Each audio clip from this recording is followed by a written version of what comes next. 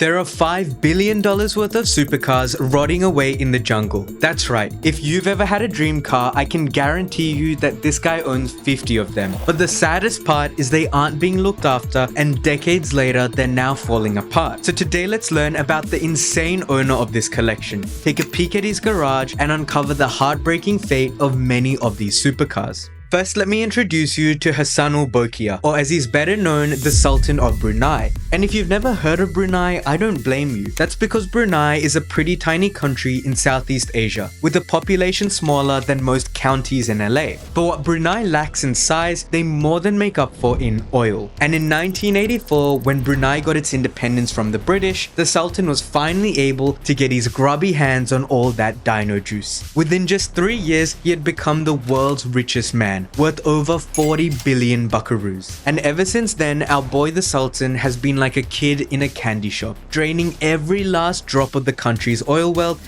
to bankroll his ridiculous spending. Like, let me give you a taste of what this guy's about. His palace is the largest on earth, with over 1,700 rooms. And on his 50th birthday, he threw the most expensive party in history ever, even building an entire $17 million stadium just to have Michael Jackson perform. Not to mention the fact that he amended Brunei's constitution just to declare himself as infallible. But his little bro Prince Jeffrey takes it to another level. Known as the Playboy Prince, he reportedly embezzled over $14 billion during his time as finance minister, $50 million of which he spent on a yacht named Tits. But what the Brunei boys loved more than anything was cars. Armed with the country's credit card, they went on a spending spree like no other, collecting over 7,000 cars. And I'm not talking 7,000 Corollas or F-150s.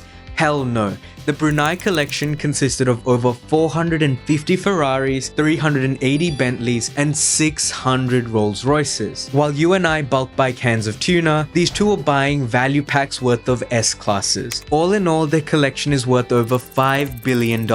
And here are some of the coolest cars on that list. Let's start off with the boys' favorite brand. I'm of course talking about Rolls Royce. At the peak of their spending, the brothers accounted for half of all Rolls Royce sales globally, single-handedly keeping the British brand alive. Out of their 600 Rolls Royces, some absolute standouts included 4 Rolls Royce Phantom 6s, the stunning Rolls Royce Cloudesque, and how can I forget this $14 million 24 karat gold Rolls Royce Silver Spur stretch limousine that he used for his wedding. And I'm sorry, but I don't even think it looks good at all. It just looks like someone took the interior of a Thai temple and vomited it all over a Rolls Royce. Anyways, the Sultan also loved rare cars, owning a couple AC Cobras and AC Aces, and even this stunning CLK GTR, which was based on a Mercedes Le Mans car. Famously, he also owned a plethora of McLaren F1s. That's right, the Sultan had not 1, not 2, not 3, not even 4, but 5 road-going F1s. 3 of the 5 total F1 LMs ever made, as well as 1 F1 GT and 1 F1 GTR. All in all, the Sultan owned 10 of the 106 McLaren F1s ever made. The Brunei boys also loved Ferrari, buying a reported 11 F40s. But you see, Ferrari only ever sold the F40s in red-on-red and left-hand drive. And that simply didn't fly with the Sultan, so he had 7 of his 11 cars shipped directly to Pininfarina to get them customized. And as you can see, the results were stunning. And my favorite, of course, was this gloss white F40. Oh, and all these cars we've been talking about, they're just the tip of the iceberg. You see, looking at a Ferrari brochure and clicking buy on everything gets a bit boring, especially when you got billions and billions of dollars of oil money burning a hole in your pocket. So the Brunei boys got a bit creative and started commissioning some of the wildest cars to ever exist. The most famous of which was a fleet of 11 Bentley Dominators valued at $4.6 million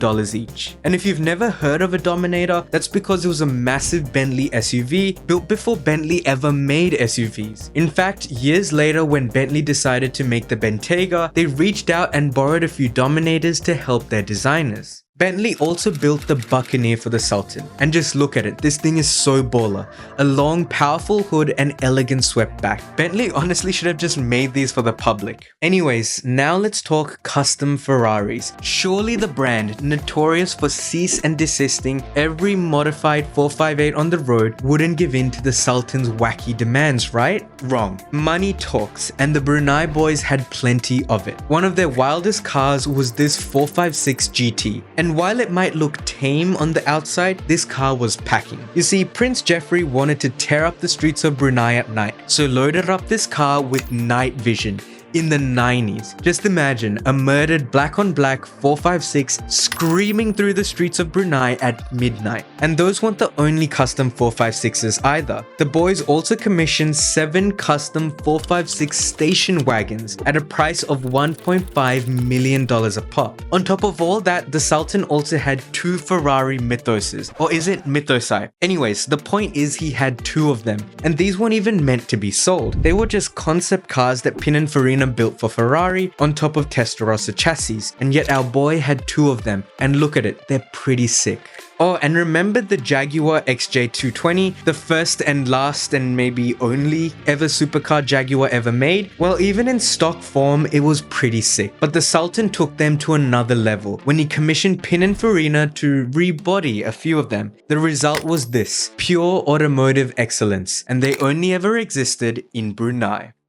Okay, amazing car collection aside, now is probably a good time to discuss the sad fate of most of these beautiful supercars. You'd assume if you had enough money to buy 7,000 cars worth over $5 billion, you'd probably be able to store them safely, right? Kinda. The Sultan reportedly built many massive high security compounds dotted across Brunei's capital to store his massive collection. But there's a slight problem. You see, Brunei is in Southeast Asia, and if you've ever been, you'd know just how goddamn humid it is, which causes most of the buildings there to get caked in mold. And somehow during their shopping spree, the Brunei boys had overlooked this fact and forgot to put temperature controls into their garages. This meant that the compound storing the cars basically became greenhouses, trapping in heat and moisture, basically cooking these supercars, leading to a lot of them going moldy.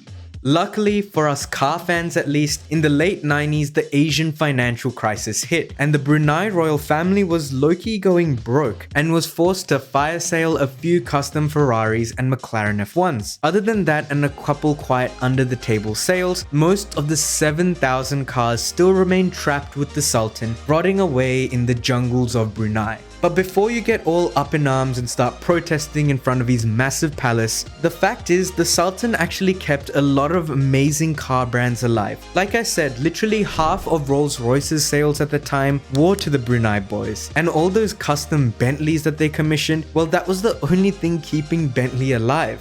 So maybe we should be thanking them? Anyways, thank you so much for watching, and feel free to subscribe for more epic car content, and let me know your thoughts on the Brunei collection below.